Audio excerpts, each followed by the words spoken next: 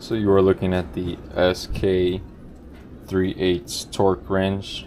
It's rated from 20 to 100 foot-pounds, so it's very handy. The mechanism is very smooth, very easy to adjust and lock in, and it's just overall a very high quality feeling piece. This ran me like $250, taxes and all included, so not bad. Got the 3/8. Let's go tighten up this oil filter. I'm set to 25 Newton meters.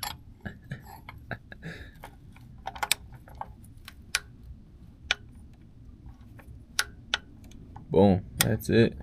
Now I'm gonna be torquing down this oil drain plug, and it calls for 30 foot-pounds.